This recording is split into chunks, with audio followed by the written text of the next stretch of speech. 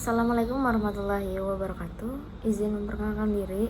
Nama saya Zahara Nelvia dengan NIM 2205516. Saya dari prodi PGSD kelas 1D. Di sini saya akan menjelaskan mengenai landasan ilmiah pendidikan. Sebelum ke landasan ilmiah pendidikan, kalian harus paham dulu nih apa itu landasan pendidikan. Nah, landasan pendidikan adalah suatu tumpuan dasar atau asas konseptual yang menyelubungi pendidikan secara keseluruhan. Nah, biasanya tuh yang dibahas dalam landasan pendidikan ini adalah hakikat manusia sebagai makhluk pembelajar, situasi, proses perubahan sosial, aliran pelaksanaan hingga permasalahan-permasalahan pendidikan. Nah, langsung saja kita bahas mengenai landasan ilmiah pendidikan. Apa sih landasan ilmiah pendidikan itu? Landasan ilmiah pendidikan itu asumsi dan teori yang bersumber dari berbagai cabang atau disiplin ilmu lain yang berhubungan dengan rangka praktik pendidikan.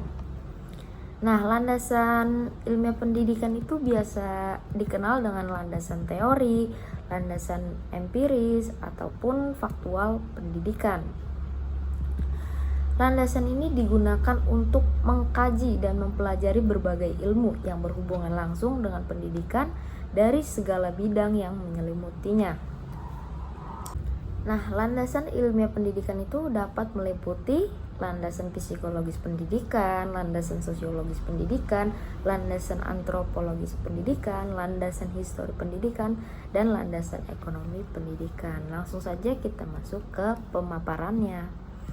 Yang pertama ada landasan psikologis pendidikan, yaitu asumsi-asumsi yang bersumber dari hasil studi disiplin psikologi dan yang dijadikan titik tolak dalam rangka praktik pendidikan. Nah, di dalam hubungan pendidikan psikologis ini, kita harus mampu memahami perubahan yang terjadi pada diri individu, baik perilaku, perkembangan maupun pertumbuhannya. Nah, landasan psikologi pendidikan itu merupakan suatu kesatuan yang sangat sulit dipisahkan karena subjek dan objek pendidikan adalah manusia, sedangkan psikologi menelaah gejala-gejala perilaku dan perkembangan psikologis dari manusia. Yang kedua ada landasan sosiologis pendidikan, yaitu seperangkat asumsi yang bersumber dari hasil disiplin sosiologi yang dijadikan titik tolak dalam rangka praktik pendidikan. Nah, di dalam hal ini kita harus mempelajari permasalahan sosial semacam individu dan masyarakat serta implikasinya terhadap pendidikan harus diterapkan pula. Dalam proses sosialisasi, setiap individu sesuai dengan statusnya dituntut untuk belajar tentang berbagai peranan dalam konteks kehidupan bermasyarakat sehingga mereka tuh mampu hidup bermasyarakat maupun memasyarakat gitu. Nah, implikasi dari konsep individu dan masyarakat itu pendidikan perlu dilakukan terhadap individu demi terciptanya konformitas di dalam masyarakat. Nah, yang ketiga ada landasan antropologis pendidikan. Apa sih landasan antropologis pendidikan itu? Yaitu seperangkat asumsi yang bersumber dari hasil studi disiplin antropologi yang dijadikan titik tolak dalam rangka praktik pendidikan. Di dalam landasan antropologis pendidikan ini terdapat hubungan timbal balik antara pendidikan dan kebudayaan. Nah, kebudayaan itu menjadi input bagi pendidikan. Dapat kita pahami, yang pertama, kebudayaan itu milik suatu masyarakat yang berupa nilai-nilai dan gagasan-gagasan akan menggariskan tujuan pendidikan. Yang kedua, wujud kebudayaan berupa nilai-nilai, norma-norma, gagasan-gagasan, dan wujud kebudayaan sebagai suatu kompleks aktivitas berpola dari suatu masyarakat akan menjadi isi atau kurikulum dan cara-cara pendidikan.